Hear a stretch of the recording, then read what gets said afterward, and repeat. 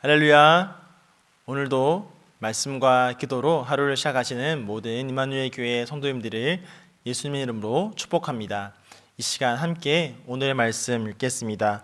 오늘 본문 말씀은요, 창세기 45장 1절부터 15절까지인데요. 봉독은 3절부터 8절까지 함께 하겠습니다. 창세기 45장 3절부터 8절입니다. 요셉이 그 형들에게 이르되 나는 요셉이라 내 아버지께서 아직 살아 계시니까 형들이 그 앞에서 놀라서 대답하지 못하더라. 요셉이 형들에게 이르되 내게로 가까이 오소서.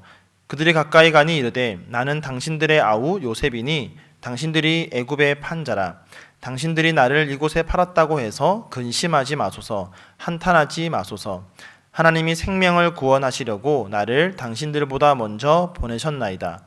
이 땅에 2년 동안 흉년이 들었으나 아직 5년은 밭가리도 못하고 추수도 못할지라. 하나님이 큰 구원으로 당신들의 생명을 보존하고 당신들의 후손을 세상에 두시려고.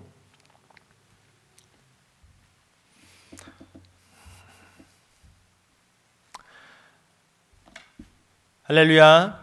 오늘도 말씀과 기도로 하루를 시작하시는 모든 성도님들을 예수님의 이름으로 환영하고 또 축복합니다. 함께 말씀 보겠습니다. 오늘의 말씀은요, 창세기 45장 1절부터 15절의 말씀인데요. 봉독은 3절부터 8절까지 하도록 하겠습니다. 창세기 45장 3절부터 8절입니다. 요셉이 그 형들에게 이르되 나는 요셉이라 내 아버지께서 아직 살아 계시니까 형들이 그 앞에서 놀라서 대답하지 못하더라. 요셉이 형들에게 이르되 내게로 가까이 오소서. 그들이 가까이 가니 이르되 나는 당신들의 아우 요셉이니 당신들이 애굽의 판자라. 당신들이 나를 이곳에 팔았다고 해서 근심하지 마소서. 한탄하지 마소서. 하나님이 생명을 구원하시려고 나를 당신들보다 먼저 보내셨나이다.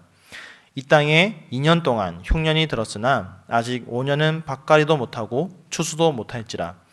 하나님이 큰 구원으로 당신들의 생명을 보존하고 당신들의 후손을 세상에 두시려고 나를 당신들보다 먼저 보내셨나니 그런즉 나를 이리로 보낸 이는 당신들이 아니요 하나님이시라.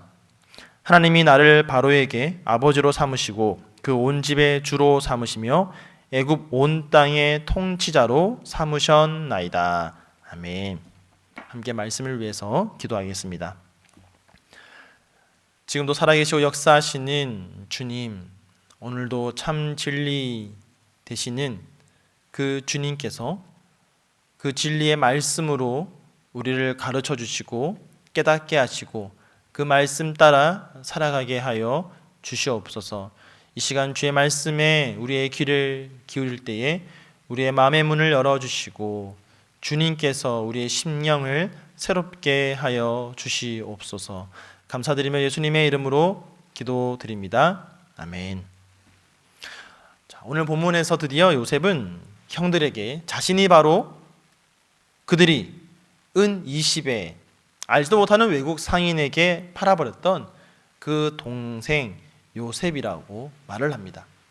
22년 전에 형들 앞에서 제발 살려달라고 애원하였지만 매몰차게 인정사정 없이 팔아버렸던 바로 그 동생 요셉이 자신이라고 형들에게 이야기를 합니다. 자, 이때 형들의 반응이 어땠습니까? 요즘 말로 말잇 못이라고 하죠. 말을 잇지 못하다라고 하는데요. 3절을 보니까 형들이 그 앞에서 놀라서 대답하지 못하더라라고 합니다. 말 그대로 정말 말잇 못이죠. 어떻게 보면 당연한 반응입니다. 아마 형들은 여러 가지 생각이 들었을 것입니다. 정말 이것이 현실인지, 정말 이것을 내가 어떻게 받아들여야 되는 것인지, 처음에는 이 상황을 어떻게 받아들여야 할지 몰라서 당황하기도 하고 정신을 차리지 못했을 것입니다. 근데 점점 이것이 현실이라는 것을 인지하고 정신을 차리면서 정말 이제 큰일 났다라는 그런 생각을 하게 되었을 것입니다. 22년 전에 그 일에 대한 안갚음을 혹시나 요셉으로부터 받지는 않을까, 그런 두렵고 무서운 마음이 그들 속에 들었을 것입니다. 지금까지 애굽의 총리가 자신들을 정탐꾼으로 몰아세우고 식량을 사러 온 자신들에게 동생을 데려오라면서 시키고, 이해할 수 없는 일들이 많이 벌어졌는데, 이 모든 일들이 요셉이 자신들에 대한 이 원한 때문에 그런 것이라고 생각했을 수도 있습니다.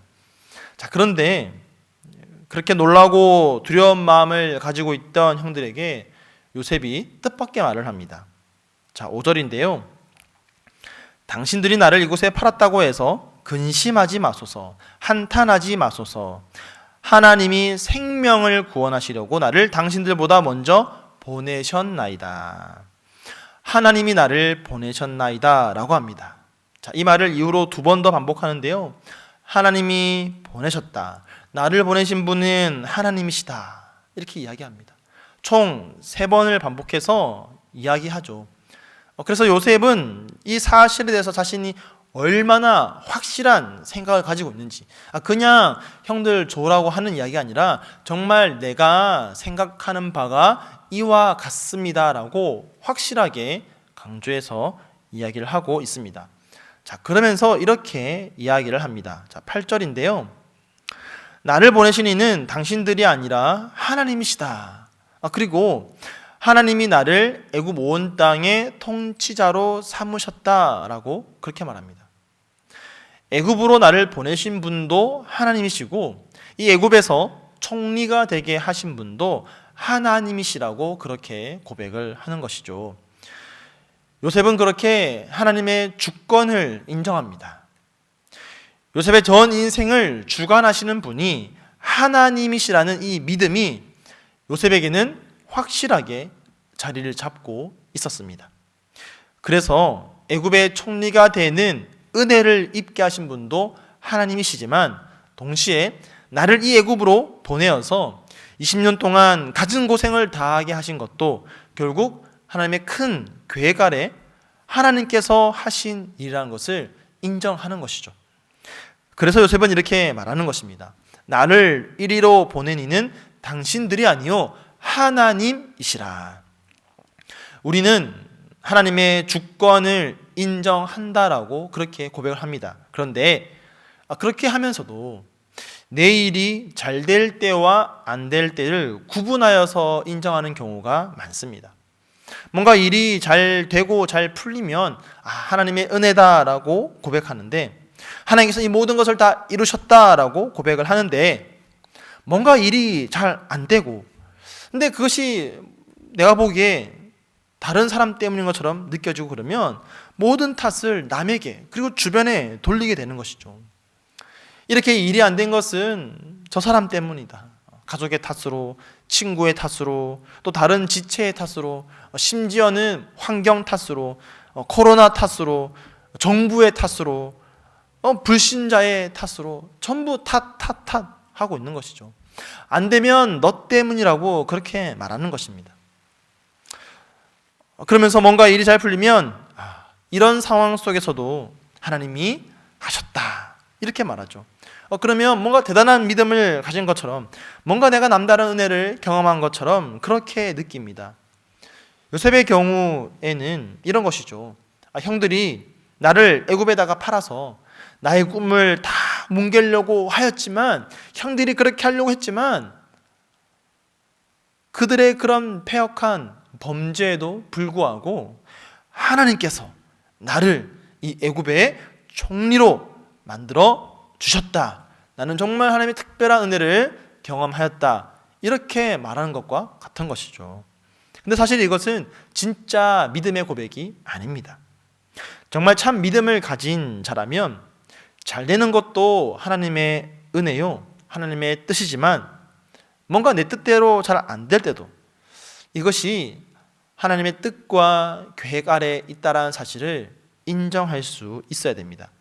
그럴 때에 진짜 하나님의 뜻을 알 수가 있는 겁니다.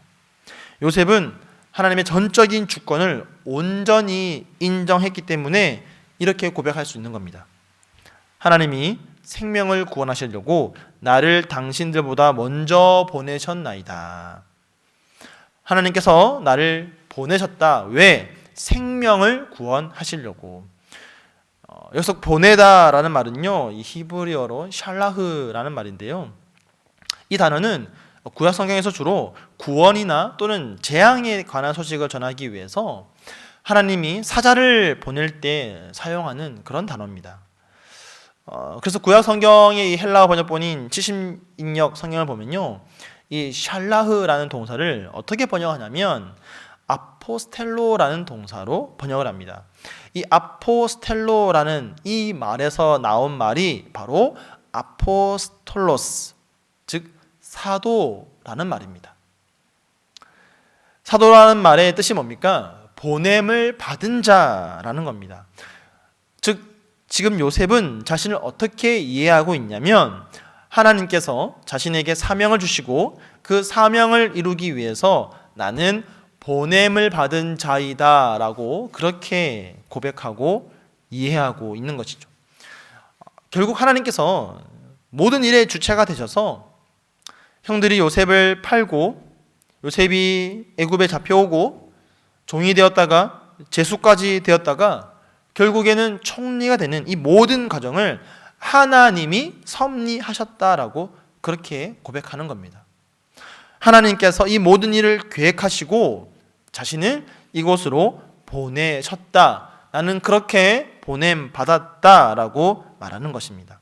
요셉과 그의 가족들 구원하기 위해서 하나님께서 택하신 백성 아브라함으로부터 시작하여 이삭과 야곱을 지나 하나님께서 정말 세우실 그 하나님의 백성들을 구원하기 위해서 그 언약을 이루시고 성취하기 위해서 그 하나님의 계획 속에 요셉은 보냄을 받은 자였습니다.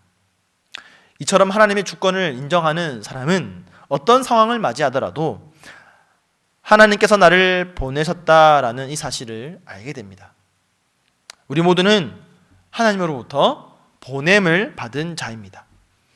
지금 내가 어디에 있든지 어떤 상황을 맞이하고 있든지 하나님께서 우리를 그곳으로 보내셨습니다. 우리를 가정으로, 직장으로, 학교로, 교회로, 각자의 자리로, 바로 그 자리로 보내셨습니다. 하나님께서 여러분을 그 자리로 보내셨다라는 사실, 여러분 정말 믿으십니까? 내가 있는 그 자리에서 일이 잘 풀리면 하나님께서 정말 나를 보내신 것이 맞고, 뭔가 잘 안 되면 내가 잘못 온 것은 아닌지, 괜히 누군가의 잘못으로 인해서 바로 그 사람 때문에, 그 사건 때문에, 그 상황 때문에 내가 지금 여기에 잘못했다고 그렇게 여기고 있지는 않습니까?